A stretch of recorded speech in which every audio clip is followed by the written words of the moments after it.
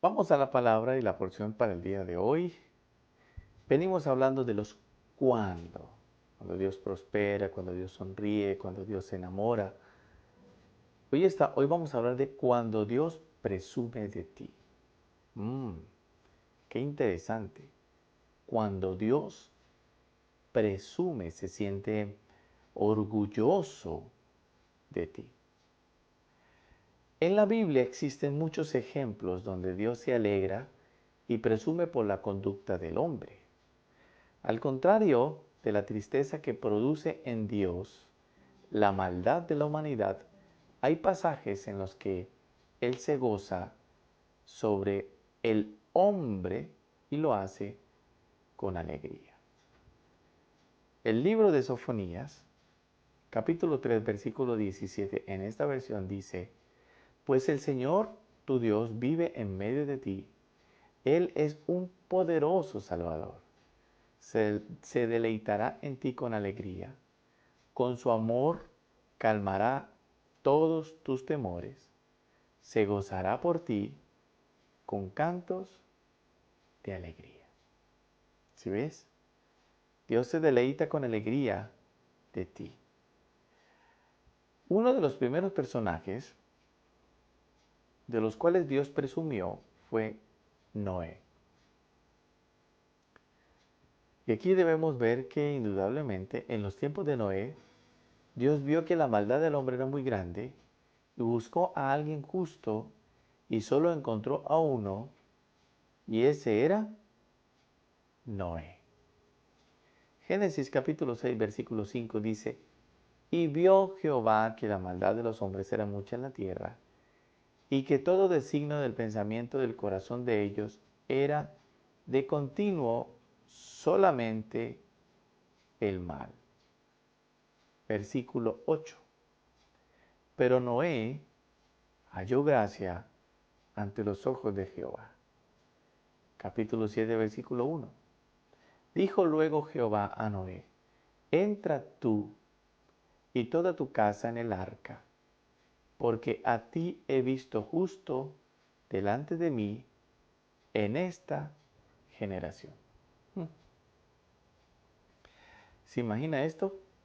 Dios buscó a alguien que le agradara y solo encontró a uno, Noé.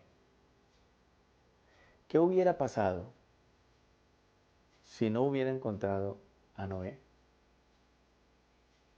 ¿Qué pasaría si Dios viniera en este momento a buscar quién le alegre o a buscar por quién presumir? La pregunta es, ¿lo encontraría en ti? Y la otra pregunta es, ¿tus actos alegran a Dios? ¡Wow! Toma la fe que tuvo Noé y así Dios te salvará a ti y a tu familia también de toda tormenta, de toda tempestad que venga sobre tus vidas. Noé, un claro ejemplo de cuando Dios presume del hombre. ¡Wow! Un reto, ¿no? Tratar de ser como Noé. Otro personaje fue que también Dios presumió de la viuda. Así lo hizo con la ofrenda de la viuda, tanto que ella dio de corazón y no por obligación, y dio todo lo que tenía. Recordemos un poquito la historia que está en Marcos 12, versículo 41 al 44 dice: Estando Jesús sentado delante del arca de la ofrenda, miraba cómo el pueblo echaba dinero en el arca, y muchos ricos echaban mucho. Y vino una viuda pobre y echó 2 blancas, o sea, un cuadrante. Entonces, llamando a sus discípulos, les dijo: De cierto os digo, que esta viuda pobre echó más que todos los que han echado en el arca, porque todos han echado de los que les sobra, pero ésta de su pobreza echó todo lo que tenía, todo su sustento. ¿Será que Dios puedes llamar a otros para ponerte como ejemplo a la hora de ofrendar? Porque esto fue claro. El Señor llamó a otros y dijo, mire, pongo como ejemplo la vida en su ofrenda. ¿Será que Dios contigo hará lo mismo? ¿O podrá hacer lo mismo porque tú eres fiel en tu ofrenda y en tu diezmo? ¿O será que mejor Dios se queda callado y espera hasta que recapacites y lo hagas bien? Porque a Dios no hay que darle lo que le sobra a uno. Hay que darle lo mejor. Porque lo que tú tienes hoy, Él fue quien te lo dio. Por eso yo te motivo para que también tomes la fe de la viuda. Así como tomes la fe de Noé, tomes la fe de la viuda. Y así serán sanadas tus finanzas por medio de la ofrenda, del diezmo. Y ninguno de tu casa vivirá en pobreza, en miseria, por causa de tu fe. Dios presumió de la ofrenda de la viuda. Pero aquí hay otro personaje del cual Dios presume, y es que Dios presumió del centurión. Así lo hizo con la fe del centurión. Fue tan grande que Jesús no necesitó ir a orar, solo envió la palabra y por la fe del centurión, Dios lo sanó. ¿Se acuerdan del siervo del centurión? Lucas capítulo 7, versículos 6 al 7 dice, y Jesús fue con ellos.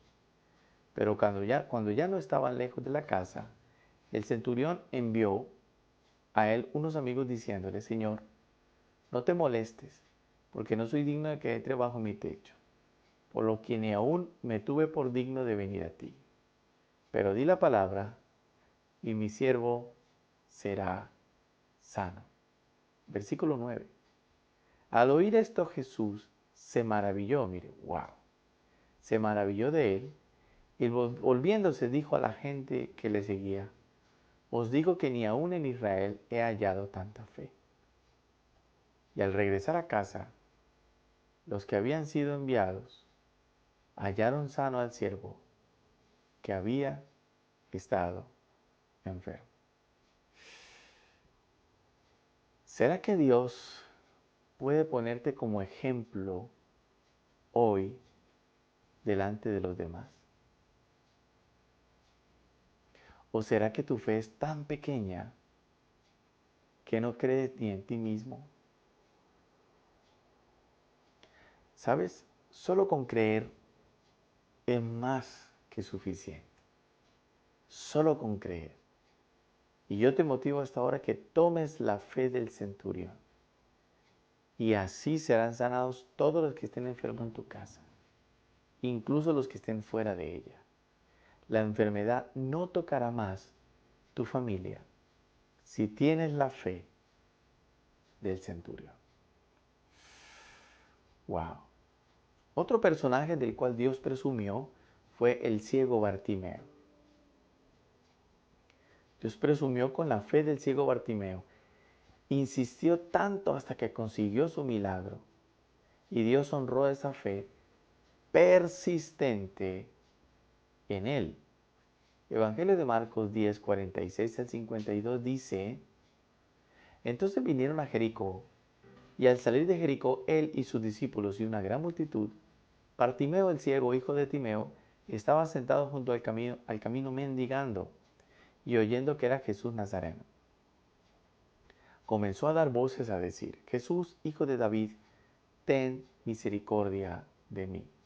Y muchos le reprendían para que callase, pero él clamaba mucho más, Hijo de David, ten misericordia de mí. Entonces Jesús, deteniéndose, mandó llamarle, y llamaron al ciego diciéndole, ten confianza, levántate, te llama. Él entonces, arrojando su capa, se levantó y vino a Jesús. Respondiendo Jesús le dijo, ¿qué quieres que te haga?